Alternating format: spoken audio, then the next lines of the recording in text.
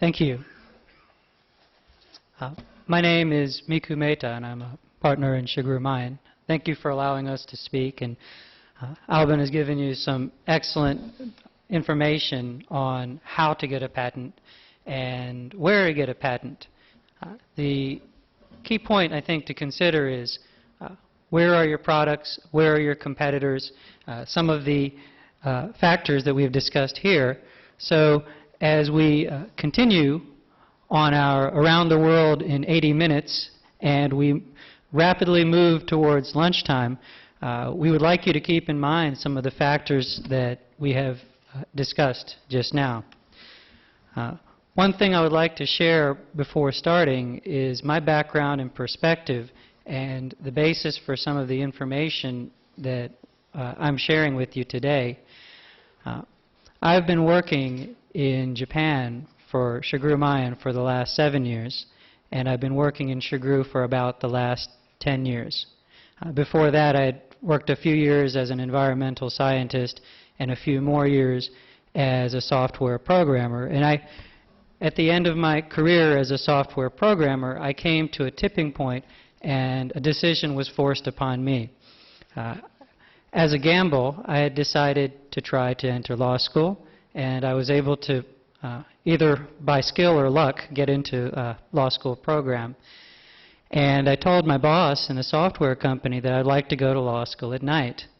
And what he told me is there is absolutely no business you have going to law school because there is absolutely no relationship between law and technology, and you have to choose. So I was able to negotiate to continue to work one more year, and finally he said, after my first year, 1997, he said, we're a software company. We don't want you, we either want you to choose technology or law. So I said, well, I'm willing to take that risk. As you know, in 1998, State Street Bank was decided and software patenting became very big. So that's part of my technical background. And from that technical background and from my time in Japan, would like to share with you some of the things that I've learned about the process. First, about Japan. Now, I don't know if this is a familiar statistic, but did you know that the #1 country for FDI from Japan is India? This 2009, FDI from Japan to India exceeded any other country. In 2008, the Japan Business Federation, which is the overarching organization of which all businesses are a member, gave a survey. And in that survey, for the first time, India passed China as the #1 country for future business investment. That's not current business investment, that's future business investment. So congratulations to you.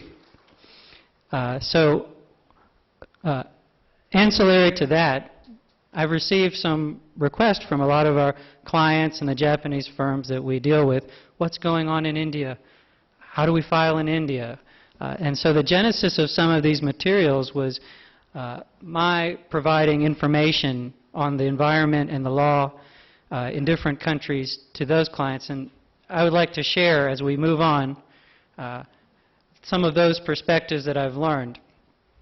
So talking about the trilateral offices, these are the 3 traditional offices in which probably, 80% of filings occur.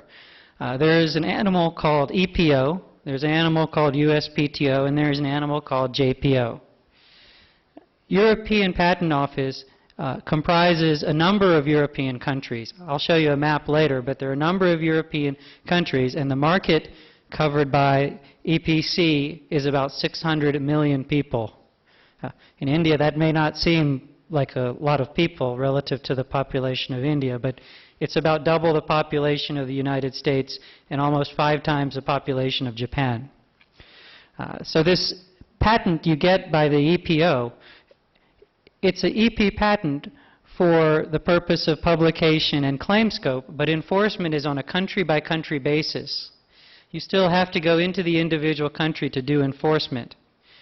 And EPO has about 3,500 examiners and recent statistics show about 200,000 plus filings.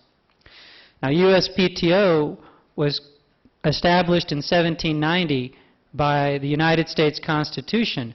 We have a law that says, well, it's a constitution, it's not just a law, that says we have to promote science and arts by securing for limited times to authors and inventors the exclusive right. This cannot be canceled by an act of Congress. This is our Constitution. And we have the largest patent office in the world in the United States. We have about 3,000 patent examiners, and we had about 400,000 filings in 2006, which is probably about the same amount we had in 2009. JPO was established in 1885 in the early part of the modern Japanese history. The reopening of Japan was in about 1869. And after 1869, a number of Japan's institutions and laws were based on the German model. So the JPO and Japanese law follows German patent law a little bit, with some American influence. And they have about 1,400 examiners who examine an average of the same number of applications that are filed in the United States. So with half the number of examiners, JPO is examining the same amount of applications as in the United States. Now, EPO, as I mentioned, one patent, and then you have to enforce in each individual country.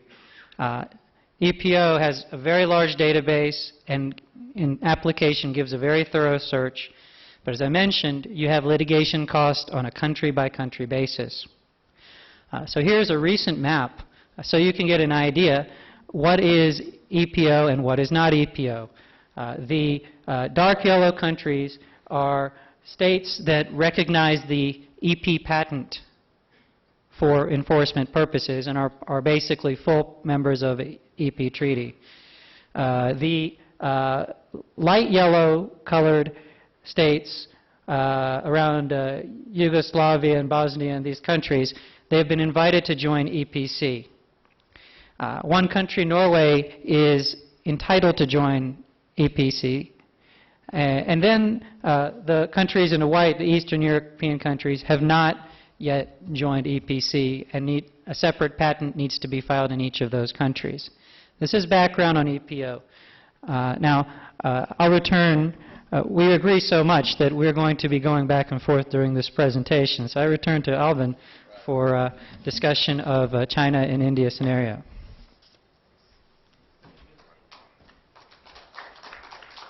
Thanks.